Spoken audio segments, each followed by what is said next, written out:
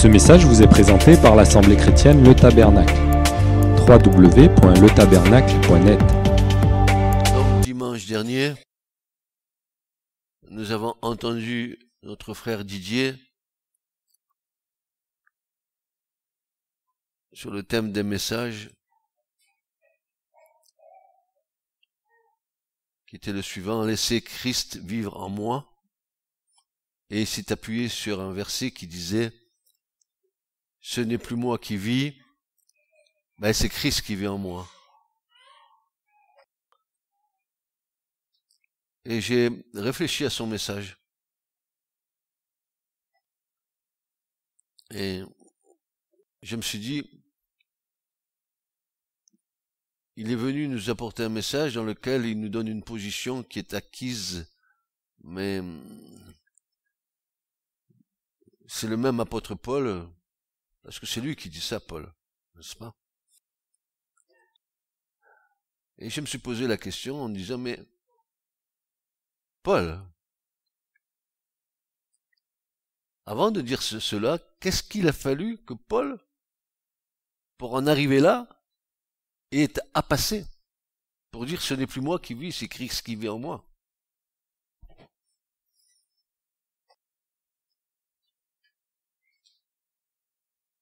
Et vous allez voir que c'est pas facile, parce que la position ce n'est plus moi qui vis, mais Christ qui vit en moi, va nécessiter de la part de Dieu à notre égard un dépouillement le plus complet. Vous vous souvenez de cette image de ce frère qui se voyait comme un beau coq gaulois avec des beaux plumages, et que le Seigneur lui montrait que il lui quittait une plume par une plume jusqu'à ce que le coq n'ait plus de plumes sur lui. Vous avez vu une poule sans plumage, comment que c'est? Et le Seigneur disait, mais je vais te plumer comme ça, je vais tout te quitter.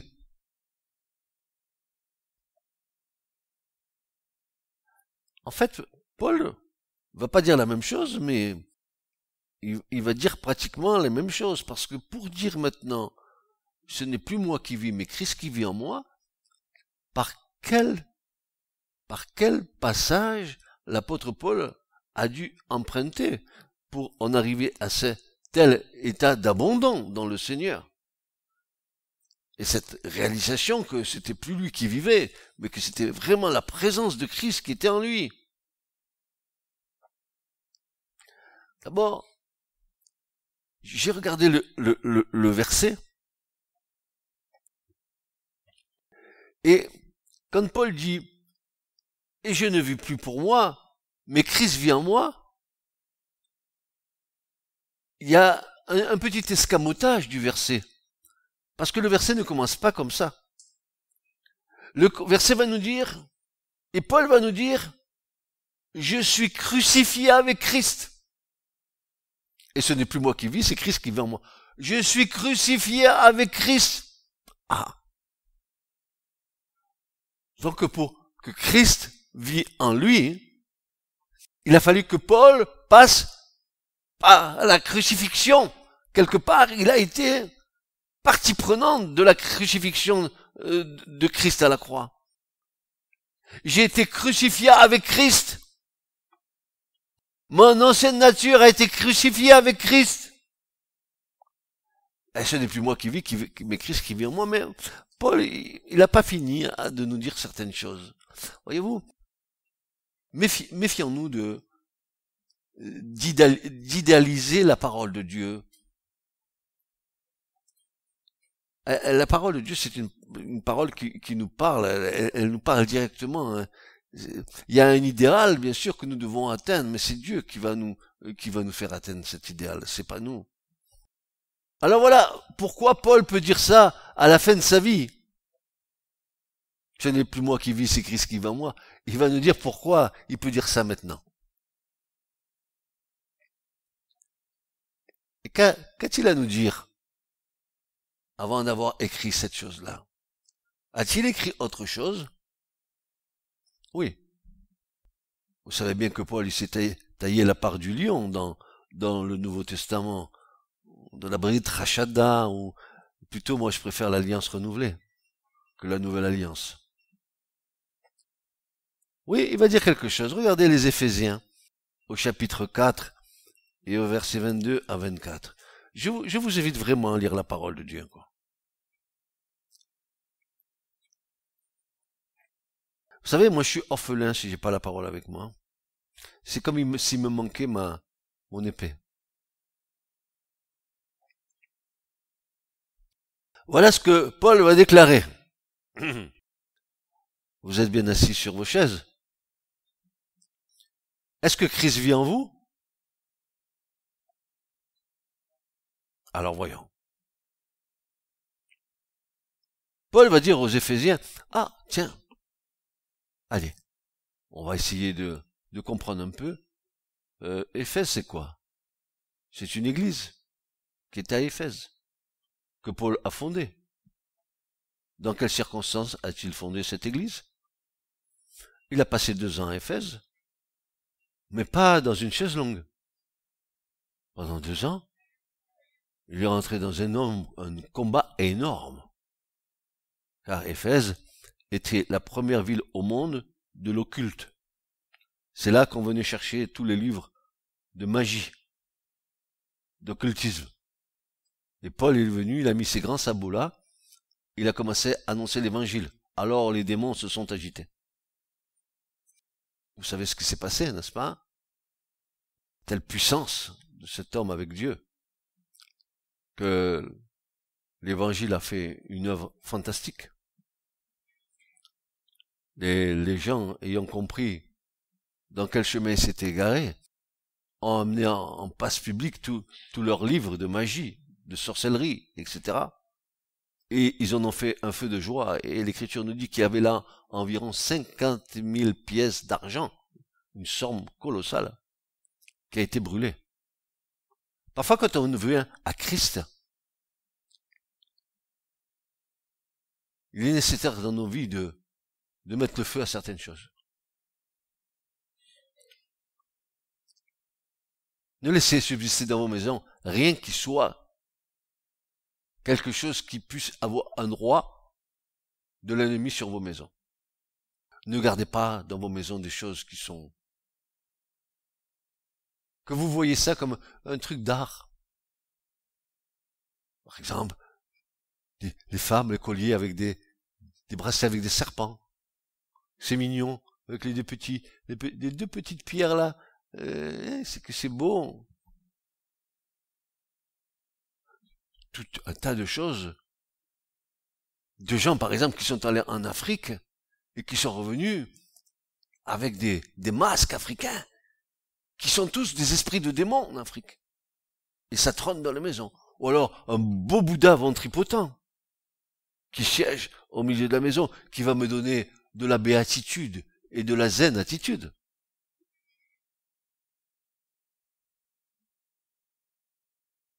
Dehors.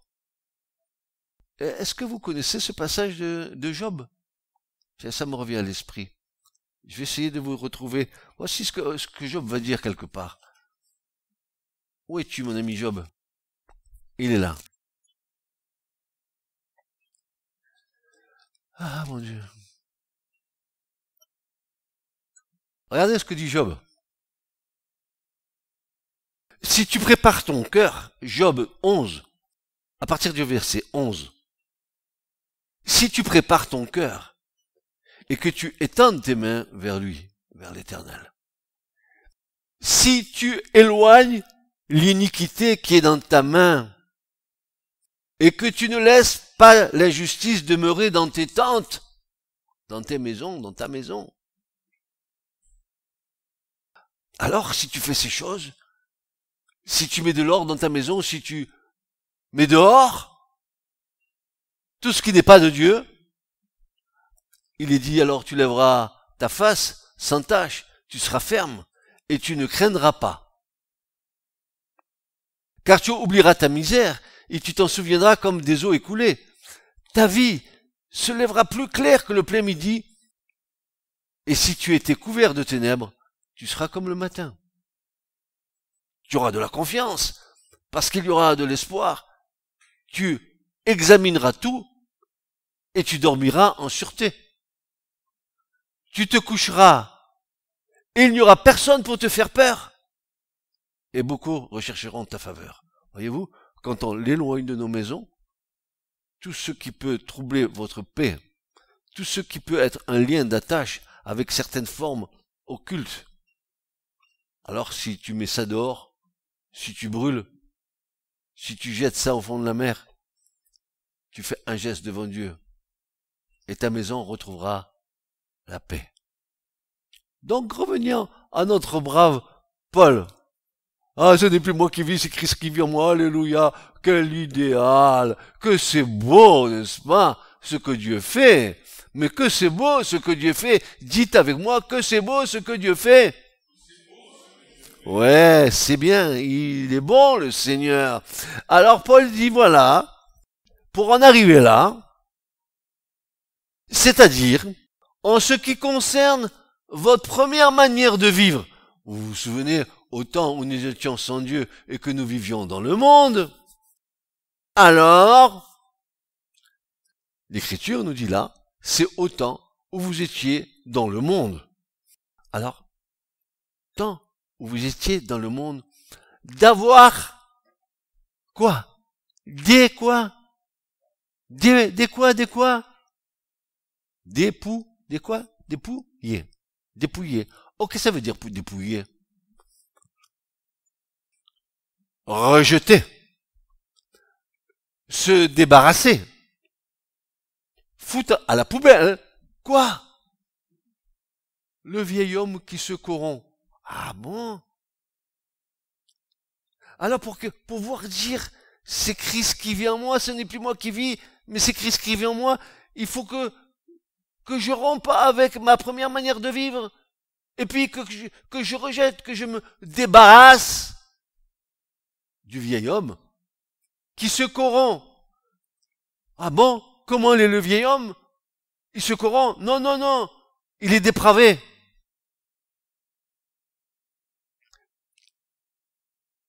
Il est dans la dépravation, le vieil homme. Il est miné par le péché, gangréné par le péché, souillé par l'iniquité.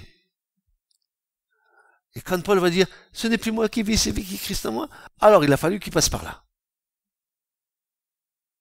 Il faut que tu passes par là, mon frère, ma sœur. Tu n'as pas le choix. Je n'ai pas le choix. Nous n'avons pas le choix. Ils n'ont pas le choix. C'est s'éloigner de cet état de corruption. C'est s'éloigner de cet état de connaissance et de sainteté dans lequel il est souhaitable que l'Église demeure. Pour l'Église se corrompre, c'est s'éloigner de cet état de connaissance et de sainteté dans lequel il est souhaitable qu'elle demeure. Selon les convoitises trompeuses, d'être renouvelé dans l'esprit de votre entendement et d'avoir revêti le nouvel homme,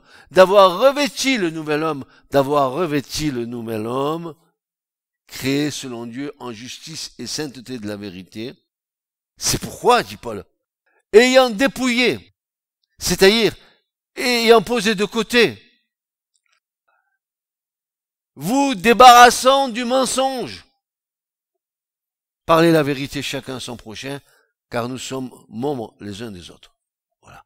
Alors, ce n'est plus moi qui vis, c'est Christ qui vit en moi, mais auparavant, il va falloir passer par l'essorage du Seigneur, le dépouillement de nos vies anciennes. La plénitude de ce n'est plus moi qui vis, mais Christ qui vit en moi, c'est d'avoir auparavant être passé par toutes ces choses.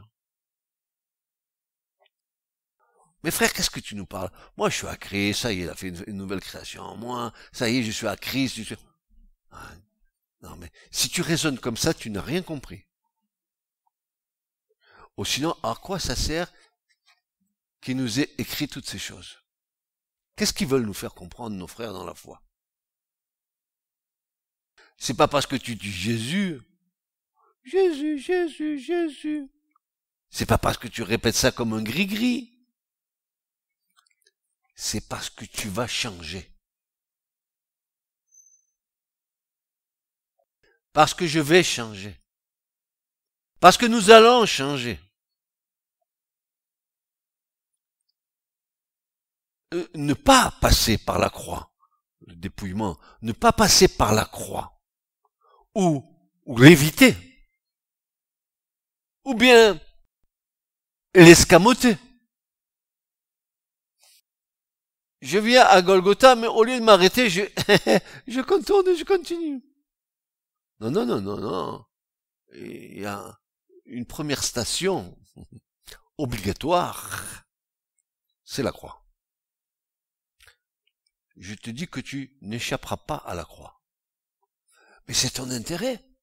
Si tu réfléchis 2 minutes, venir à la croix, ça va te permettre de poser ton paquet, ton fardeau. Ça va te permettre de dire à Christ, oui, j'ai péché, bien sûr. Tu le sais bien mieux que moi. D'ailleurs, qu'est-ce que je vais te dire de mon péché que tu ne connaisses? Tu es mort à la croix pour ça. Mais tu me dis de venir pour quoi faire? Pour reconnaître que je suis un pécheur. Et que tu es mort pour mes péchés. Et le châtiment qui devait tomber sur moi, Seigneur, il est tombé sur toi. Et c'est le gage de mon salut à moi.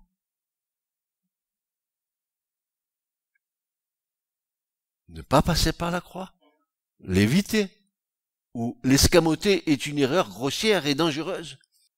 Car il est question de vie éternelle, ou il est question de mort. Ou tu vis, ou tu meurs. Tu passes par la croix, tu vis. Tu ne passes pas par la croix, tu meurs. Je ne parle pas de mort physique. Je vous parle d'une séparation pour l'éternité d'avec la présence de Dieu. Imaginez un monde vide, sans présence de Dieu, sans un arbre qui bouge, sans un soleil qui resplendit, un monde de ténèbres, dans lequel il n'y a rien. Aucune référence.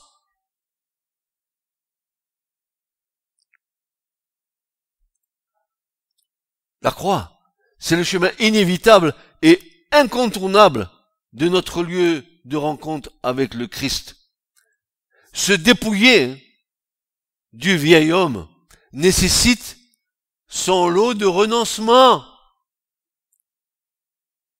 Je me rappelle, je renonce au péché, à ses pompes et à ses œuvres, et je m'attache à Marie et à Jésus pour toujours. Vous vous rappelez de cette prière chez les catholiques? Quand tu faisais la communion, il te disait de dire ça. Mais si tu le vivais, ça serait impeccable. Mais tu t'attaches à Jésus d'abord. Pour toujours. D'accord? Tu fais pas le mauvais choix. Alors donc, se dépouiller du vieil homme nécessite son lot de renoncement, son lot d'abnégation, son lot de capitulation. Est-ce que tu as déposé les armes?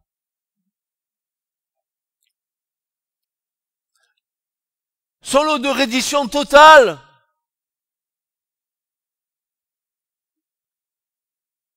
Et particulièrement, son lot de renoncement à notre ego. À ce que je suis. Et moi, et moi, et moi, et moi, et moi.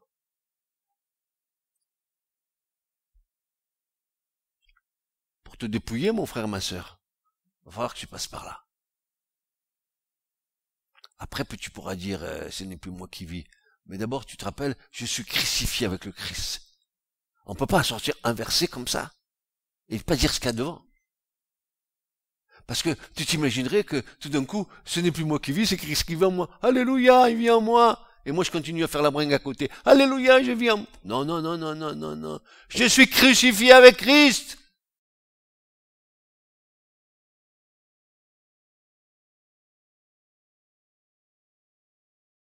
Je crois que le Saint-Esprit a beaucoup de boulot. Il a un travail énorme avec chacun d'entre nous. On est 7 milliards de personnes sur la terre. Et quand une personne se donne à Christ, l'Esprit de Dieu va travailler pour nous transformer à l'image du Seigneur.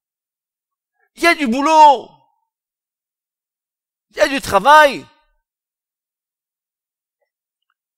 Il y a des renoncements.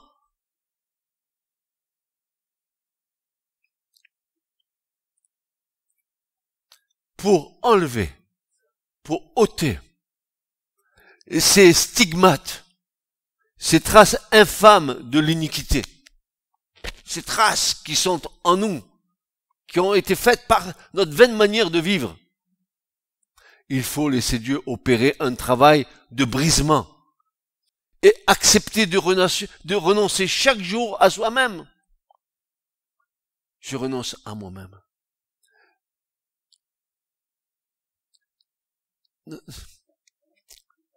Nous avons tellement de combats. Nous avons beau être à Christ. Faisons attention, comme la vieille nature peut ressurgir tout de suite. Je ne peux pas te piquer la fesse que tu vas pas regimber. Je ne peux pas te dire une parole que tu ne vas pas réagir.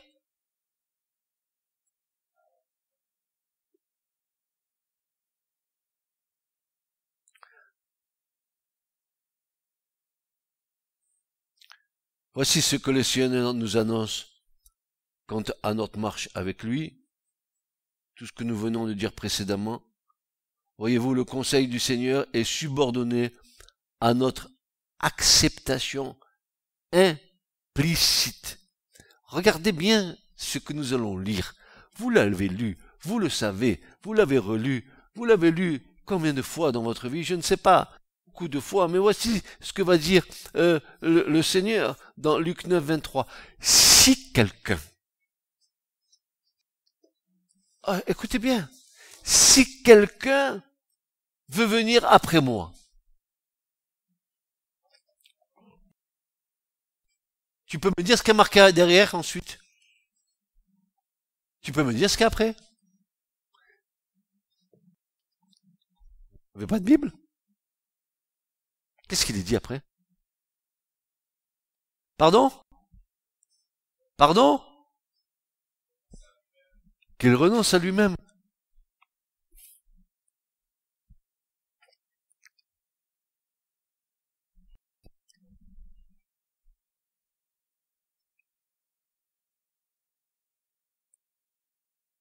Qu'il renie sa nature déchue. Qu'il renie ce vieil homme qui se corrompt sous les convoitises de la chair. Si tu veux venir après moi, dit le Seigneur, renonce. Renonce à tous tes avantages humains. Renonce à tout ce que tu as pu édifier dans la chair. Renonce. Parce que c'est à cette seule condition que je vais pouvoir mettre en toi les valeurs du royaume. Une valeur du monde tombe, une valeur du royaume le remplace.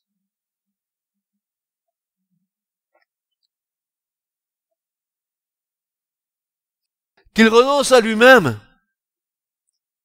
qu'il se charge chaque jour de sa croix et qu'il me suive.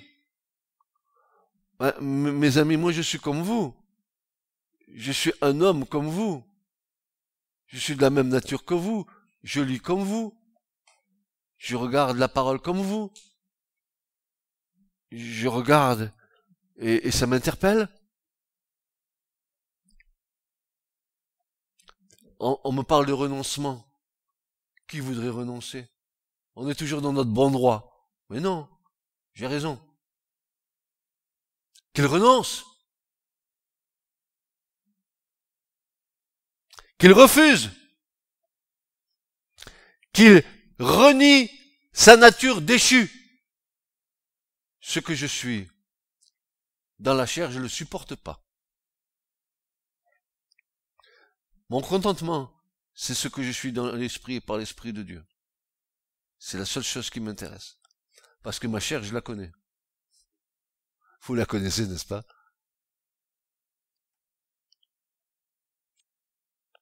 Que je suis mignon, tout plein. Se dépouiller du vieil homme, écoutez bien, se dépouiller du vieil homme va nous permettre de découvrir notre identité en Christ. Une plume. Hop, ça y est. je découvre un peu plus du Seigneur. Laissez paraître Christ en nous. Laissez paraître Christ en nous. C'est déblayer, avec l'aide du Saint-Esprit, tous ceux qui s'attachent désespérément à la chair. On ne peut donc pas dire que l'on a renoncé à soi-même, mais si nous sommes dominés par nos passions.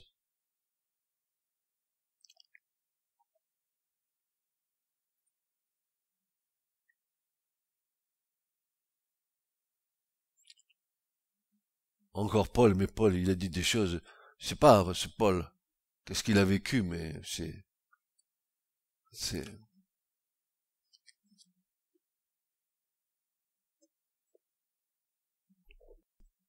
Dieu a dû l'aimer fort dans l'éternité à Paul.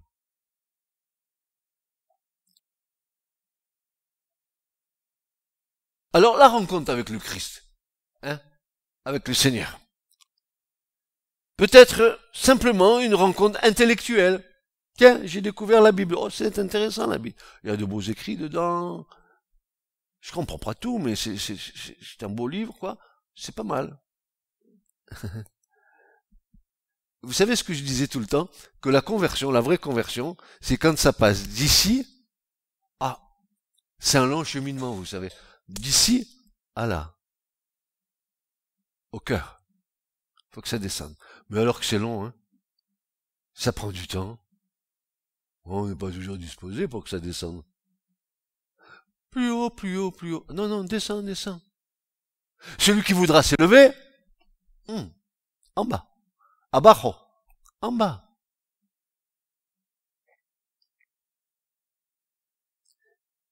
Donc ça peut pas être simplement une rencontre intellectuelle, c'est-à-dire une rencontre dans la connaissance, ou bien encore une rencontre de rite religieux, où le cœur n'est pas partie prenante. La religion, c'est, tu peux être ici, faire ta ta ta tic ta ta ta ta, tout ce que tu voudras, tout en simulacre, et sortir avec le cœur vide. Rien. Amen, amen. Alléluia, alléluia. Non, non, hop, hop, hop, c'est bon, hop, ite missa est, on sort. C'est terminé. Et le cœur est complètement vide. Donc les chrétiens psychiques ou les chrétiens charnels sont ceux dont la conversion pose problème. Ah tiens, ben oui, le Seigneur ne s'est pas trompé, hein. Il nous avait déjà averti. 4 types de terrain, et sur 4 types de terrain, il y en a qu'un qui va produire quelque chose. Les 3 autres là-bas, c'est sec, c'est aride, ça prend pas, c'est les soucis de la vie, ça va, ça vient. Oh là! Premièrement, la conversion ne peut être intellectuelle. Deuxièmement, la conversion ne peut être émotionnelle. Au niveau de l'âme, au niveau des sentiments. Nous savons bien que l'âme, qui n'est pas soumise à l'esprit, c'est vraiment une espèce de fratras sans fin. Troisièmement, la conversion ne peut être charnelle. Car la personne a peut-être accepté Jésus à cause de la maladie, à cause d'une épreuve. Elle a accepté Jésus, mais parce que Jésus est venu, il y a fait du bien. Mais elle a accepté parce qu'il y a fait du bien. Quatrièmement, la conversion ne peut être un héritage. Les parents sont serviteurs ou vont déjà à l'église. Alors mes parents sont serviteurs, ils vont à l'église, alors moi je vais à l'église, et voilà, et c'est bon, hein, et voilà. Et moi, et ils sont là, et ben seulement ils n'ont pas rencontré Jésus. Toutes ces personnes croient avoir donné leur vie au Seigneur et se joignent à une église locale. Écoutez bien, parce que ça c'est l'expérience, vous comprenez. Hélas, elles en deviennent des membres et non des citoyens du royaume de Dieu. Je suis membre d'une assemblée. Vous savez bien que dans certaines de nos églises, on donne des cartes de membres de l'église. Je suis de l'église un tel, j'ai ma carte. Je suis encarté.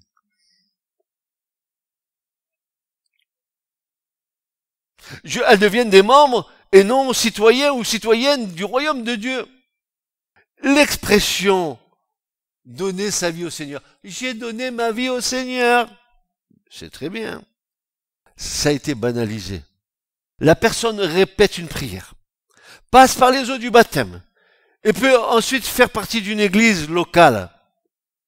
Mais faisons attention de ne pas suivre Jésus pour les motifs précités auparavant, comme la foule lors de la multiplication des pains, ils ont suivi Jésus parce que Jésus leur donnait à... tu suis pas Jésus parce qu'il t'a fait, il t'a guéri, tu suis pas Jésus. Tu suis Jésus parce que tu as fait une rencontre d'amour avec lui. T'as compris? Parce que ton père est pasteur, ta mère est pastorette, parce que faut que tu rencontres Jésus dans ta vie.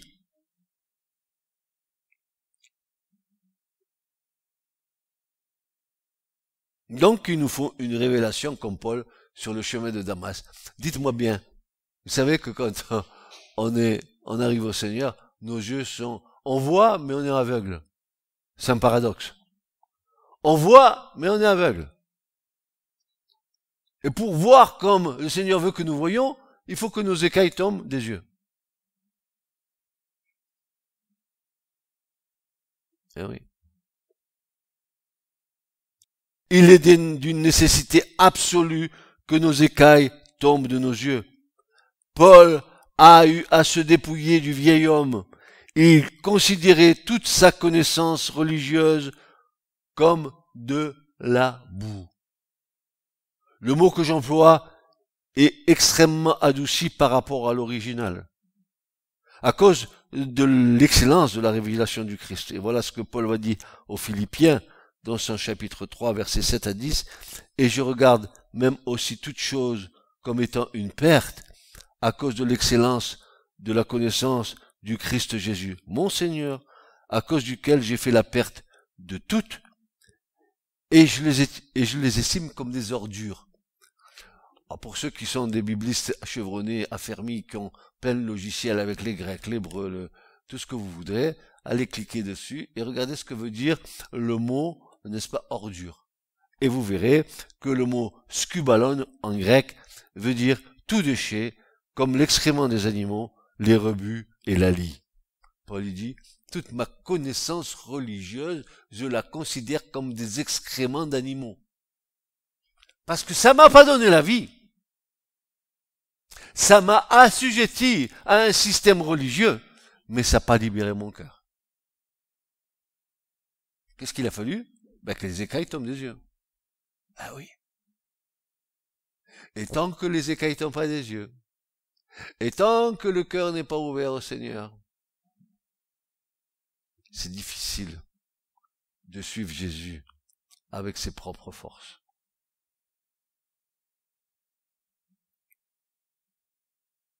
Il faut une révélation puissante de Christ dans nos vies afin que nous changions véritablement.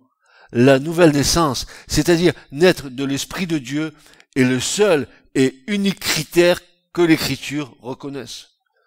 Il faut naître d'en haut, il faut naître de nouveau, ou il faut naître tout à nouveau. Ce qui est né de la chair est chair, mais ce qui est né de l'Esprit est esprit, dira Jésus. Il faut que vous naissiez d'en haut, pas du deuxième étage de ton appartement. Non, d'en haut, des valeurs du royaume de Dieu.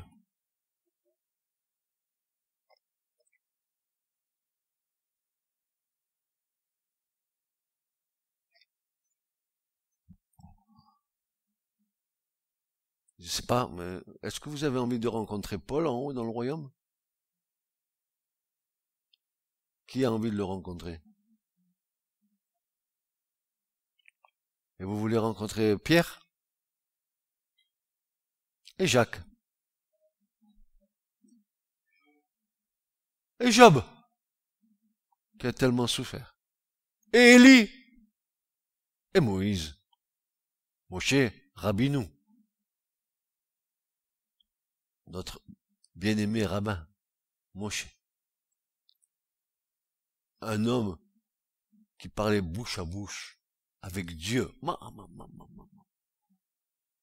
bouche à bouche. Un homme qui est au contact de Dieu est devenu lumière. Il a fallu qu'il mette un voile parce que sinon il allait éclairer tout le camp. C'était pas une LED de basse consommation. C'était la pleine lumière d'en haut.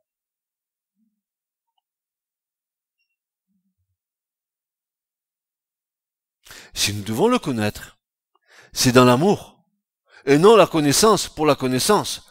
Nous devons mourir à cela aussi. Attention à l'orgueil de la connaissance spirituelle.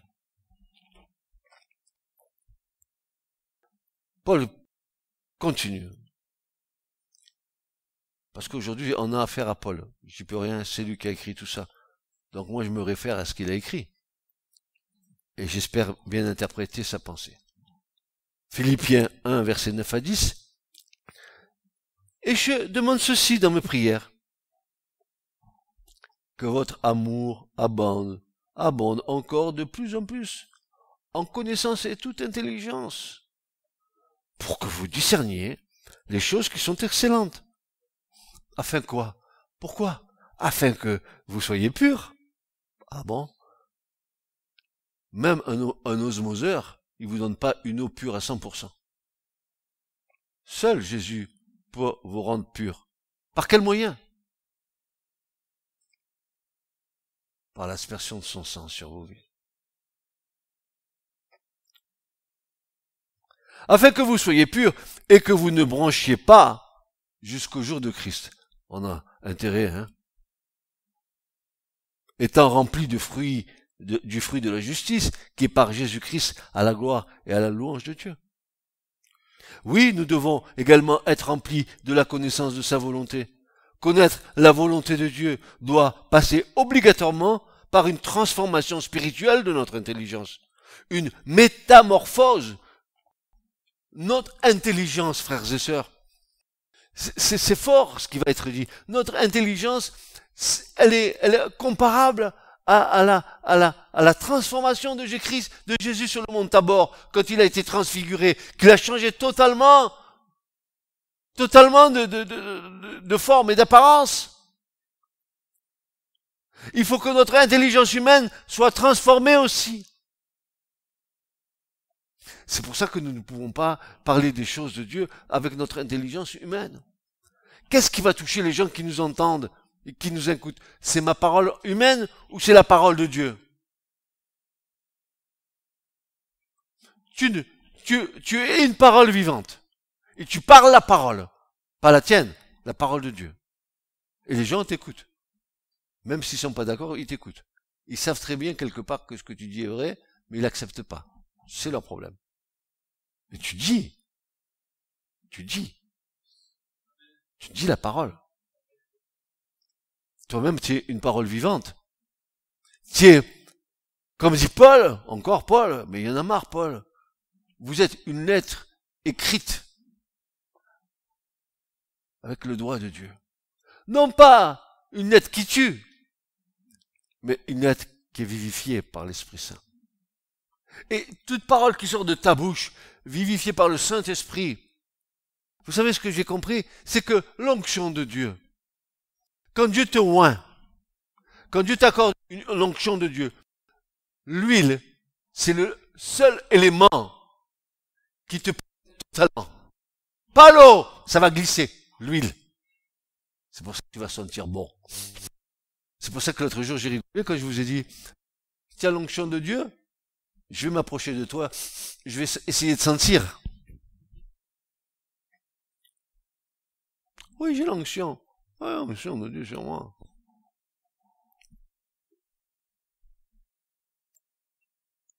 Ah, Seigneur, ta grâce nous suffit, Seigneur.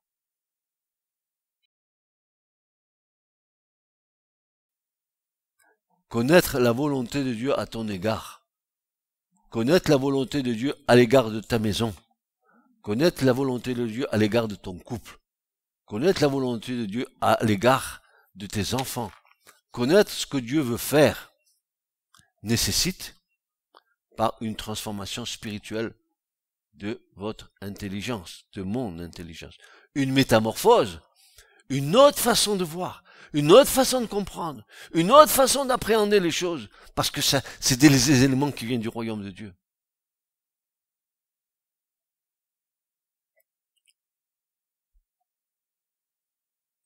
À nouveau Paul. Et qu'est-ce qu'il a, ce Paul, à écrire comme il a écrit? Je crois que, si je me trompe pas, il a écrit 27 épîtres dans le Nouveau Testament. On va dire c'était un bon écrivain. Et vous avez vu ce qu'il a mis dedans, ces épîtres? Mais c'est de la dynamite. Si nous voudrions bien obéir à ce que nos frères dans la foi nous ont écrit, frères et sœurs, ça fait longtemps qu'on ait conquis le monde.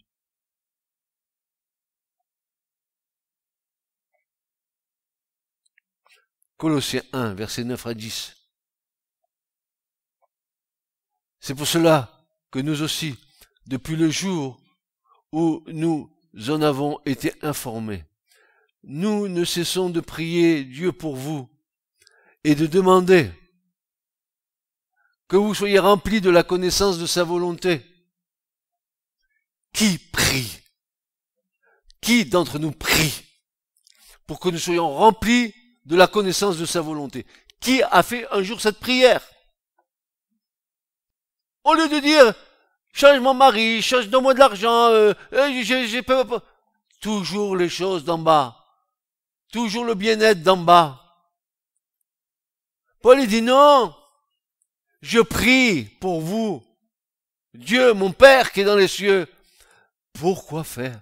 Pour demander que vous soyez remplis de la connaissance de sa volonté. Connais-tu la connaissance de la volonté de Dieu à ton égard, de ta famille, de ton mari, de tes enfants? La connais-tu, la connaissance de la volonté de Dieu?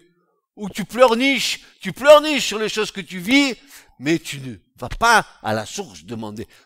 Ose demander. Ose. La foi, c'est oser. La foi, c'est oser.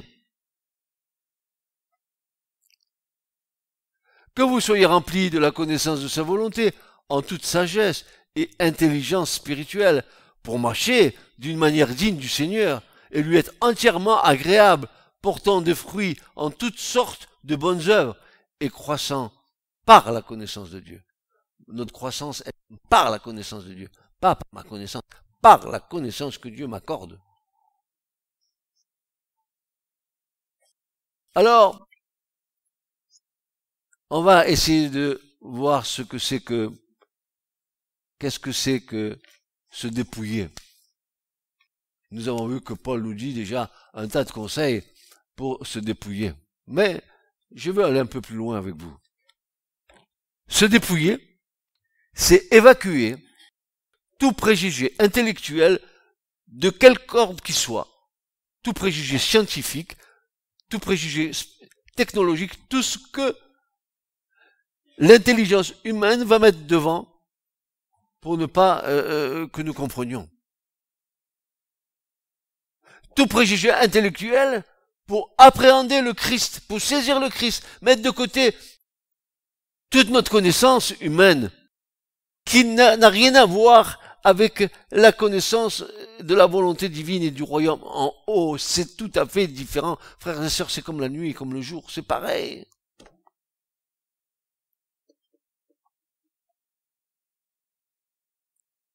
La marche avec Christ, votre marche et la mienne, n'est pas une démarche de l'intelligence humaine, mais une adhésion de cœur. J'adhère avec mon cœur. Pas avec ça, avec mon cœur.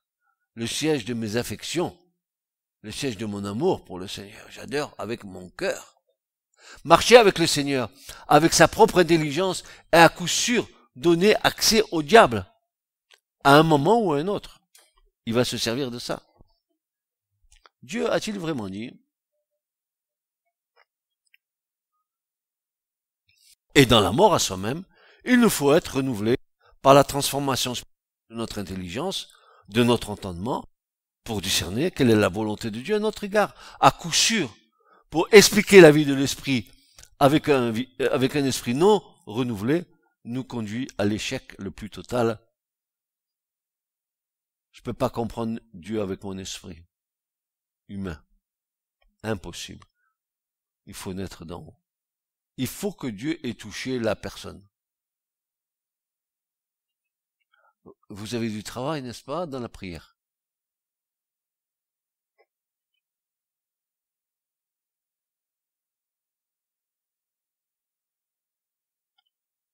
Notre plus grand combat se situe dans nos propres vies. C'est éliminer tous nos raisonnements, de détruire toutes les forteresses dans lesquelles nous nous sommes abrités, et toute hauteur qui s'élève contre la connaissance de Dieu, amenant toute pensée captive à l'obéissance de Christ. Paul dira, car nos âmes ne sont pas charnelles, mais puissantes par Dieu. Pourquoi faire? Pour détruire des forteresses. Quelles forteresses? Des châteaux forts? Oui, là-dedans, il y en a des châteaux forts. Là-dedans, il y en a des forteresses dans lesquelles nous nous sommes ancrés et nous ne bougeons pas, pensant avoir toujours raison. Nous nous référons à ces forteresses. Dieu veut les détruire. Je vous ai dit, se dépouiller du vieil homme, c'est le lot de capitulation, de reddition. Nous avons été enseignés dans une foi primaire. Nous ne pouvons pas rester comme des bébés à vivre notre foi avec du petit lait. Nous devons avoir de la nourriture solide, des hommes faits, des femmes faites en Christ, qui ne seront pas déboussolés par les choses qui se passent, mais qui auront un jugement, un discernement, parce qu'ils sont des adultes en Christ. Nous ne pouvons pas rester comme des bébés.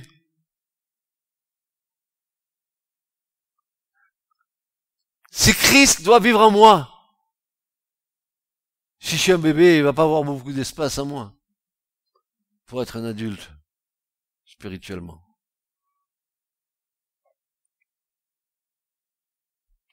La chair et le sang ne peuvent hériter le royaume de Dieu. La corruption n'hérite pas de l'incorruptibilité. Dieu ne renouvelle pas le charnel. Frères et sœurs, nos raisonnements humains sont la source de tous nos échecs.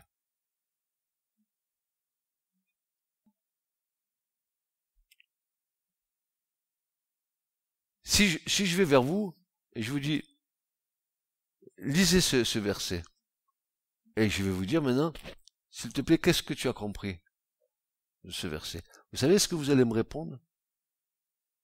La première chose que vous allez me dire, c'est, je pense que... Tu penses que...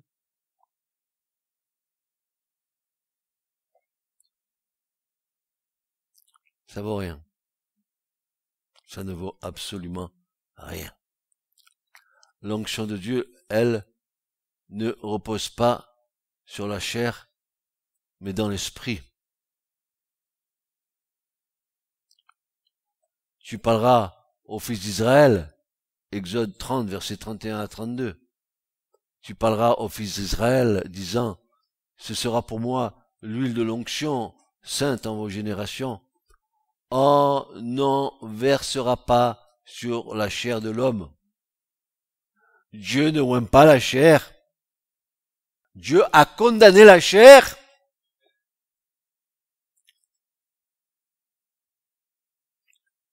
Et vous n'en ferez point de semblable dans ses proportions.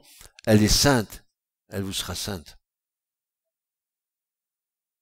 Ainsi, nous devons être renouvelés, mais bien plus encore, métamorphosés, transfigurés dans notre esprit. Et cela est glorieux. Et glorieux. Pour discerner quelle est la volonté de Dieu à notre égard. Cette volonté qui est bonne et parfaite. Romains 12, versets 1 à 3. Et Jésus disait ceci, ma nourriture, c'est de faire la volonté de mon Père. Est-ce que vous vous nourrissez de la parole du Seigneur pour faire la volonté du Père. Ma nourriture, dira Jésus, c'est de faire la volonté de mon Père. Jean 4, 34.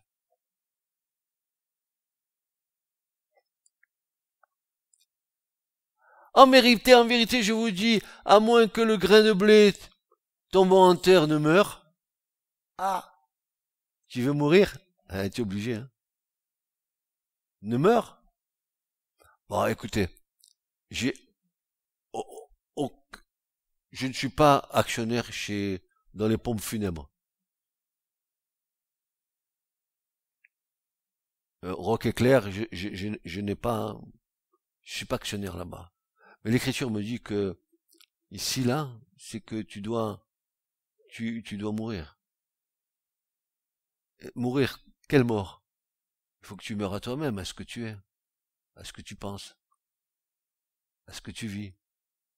Mais est-ce que, ayant goûté les qualités du royaume de Dieu, mon frère, ma sœur, quand tu rentres dans cette dimension du royaume de Dieu, t'as plus envie des choses de la terre. Tu vas arriver à un moment de ta vie. Écoute bien ce que je vais te dire. Peut-être tu vas dire, il est tombé sur la tête, mais l'écriture le dit. Tu vas haïr le monde.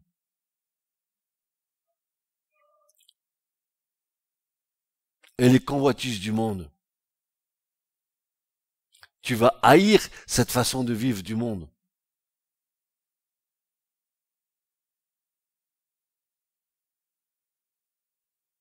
En vérité, je vous dis, à moins que le grain de blé tombant en terre ne meure, il demeure seul. Mais s'il meurt, voyez, tu meurs, et qu'est-ce que tu vas faire? Tu vas porter beaucoup de fruits. Voyez, dans la mort à toi-même, tu vas porter beaucoup de fruits parce que Dieu va te faire fructifier, quoi. Celui qui affectionne sa vie, ah, que je suis beau, la perdra. Ah, que je suis belle, tu la perdras. Mais celui qui haït sa vie dans ce monde, la conservera pour la vie éternelle. Vous croyez que c'est trop élevé, ces choses-là? Mais moi, je dis que c'est tellement peu élevé que quand tu arrives à cette dimension, tout te paraît tellement si normal d'haïr ce que le monde t'abreuve, la nourriture que te donne le monde.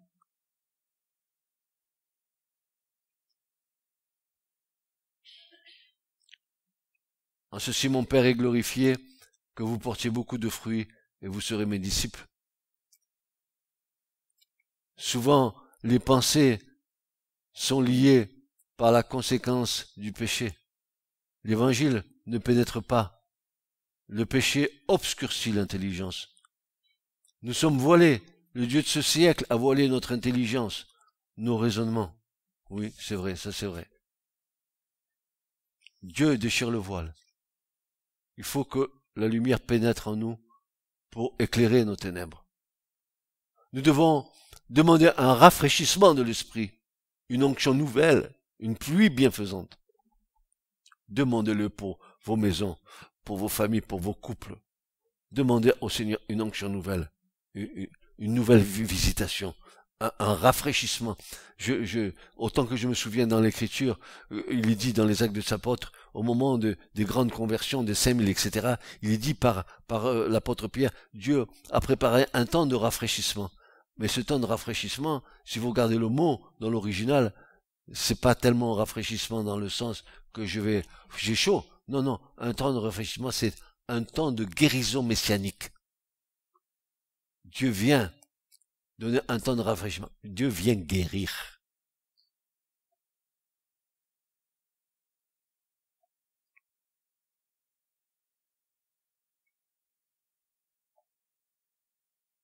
Dieu déchire le voile. Il faut que la lumière pénètre en nous pour éclairer nos ténèbres. Nous devons demander un rafraîchissement de l'esprit, une onction nouvelle, une pluie bienfaisante.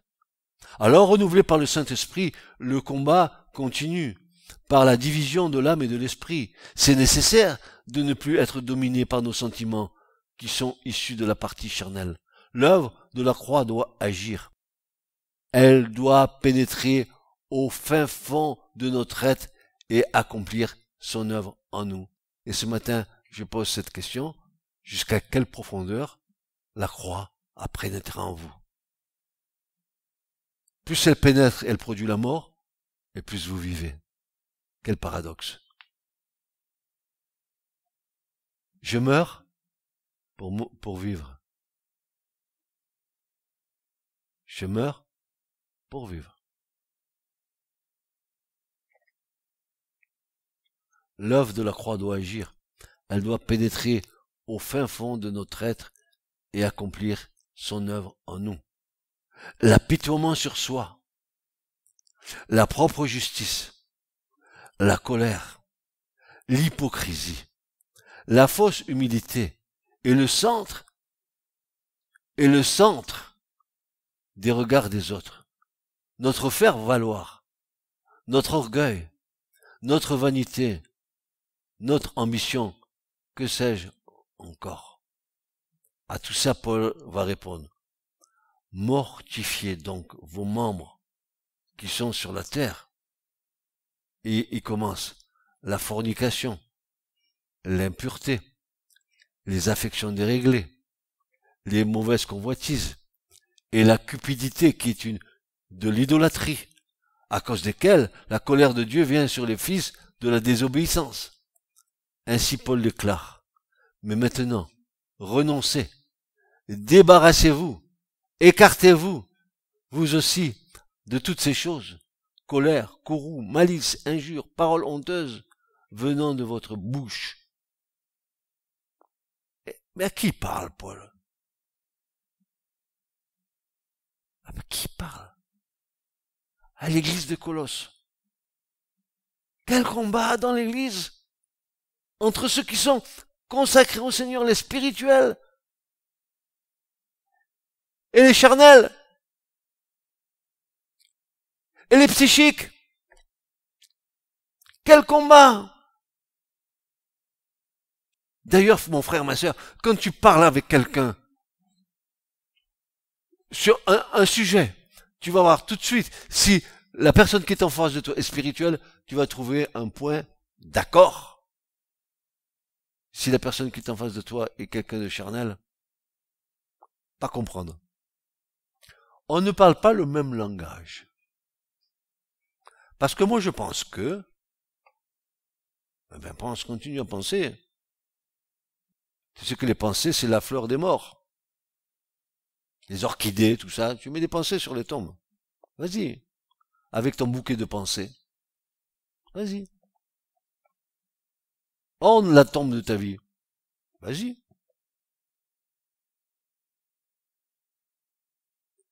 Si donc, vous avez été ressuscité avec le Christ, cherchez les choses qui sont en haut. Ah, mais c'est trop. Mais Dieu n'est pas loin.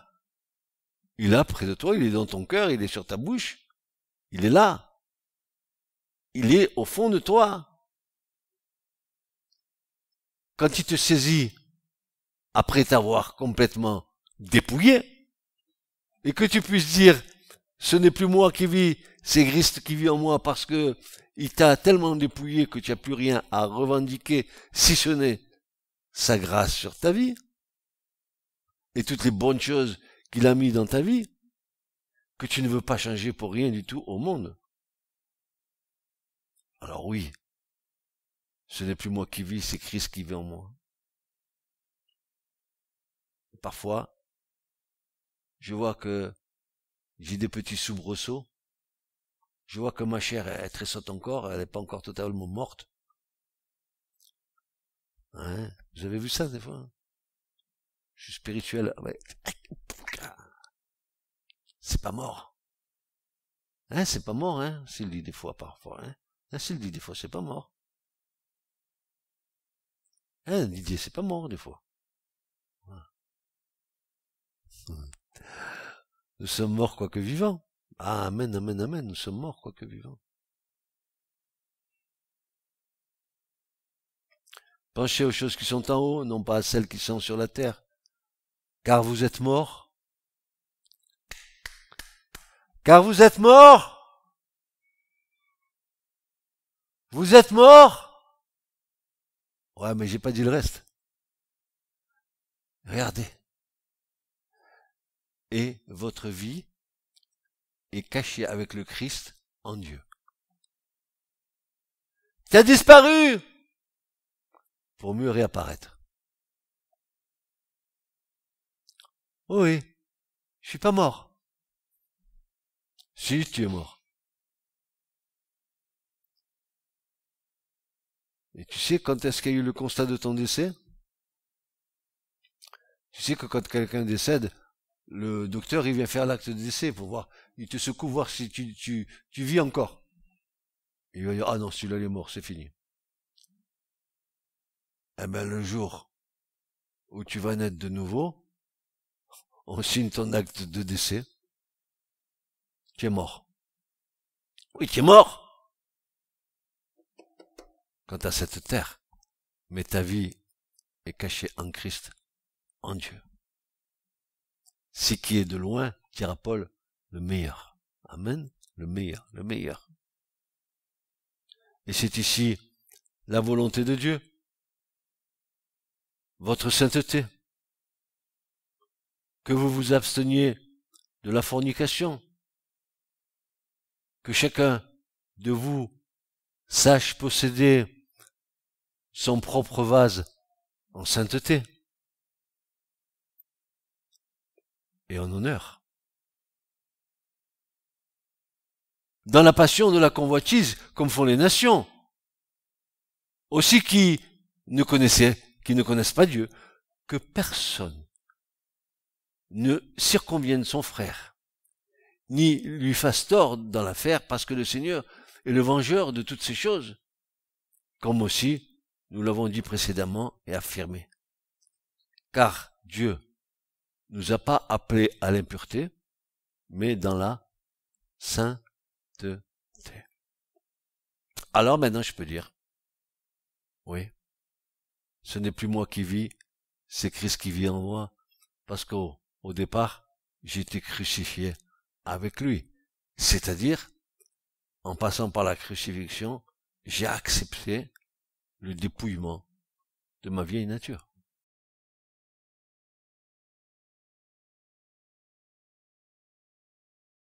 Je pense que c'est vrai.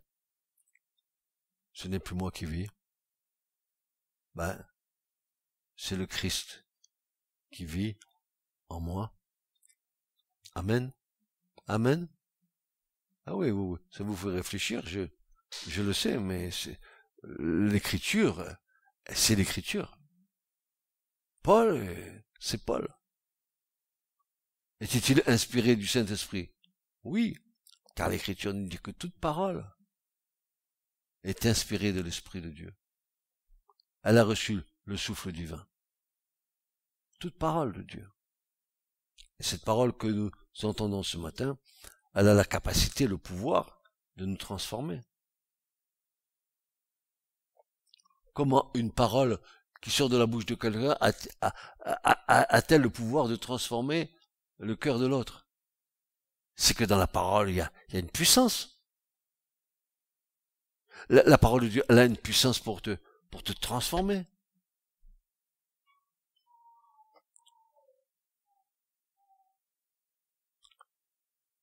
Que Dieu soit béni. Ce message vous a été présenté par l'Assemblée chrétienne Le Tabernacle. www.letabernacle.net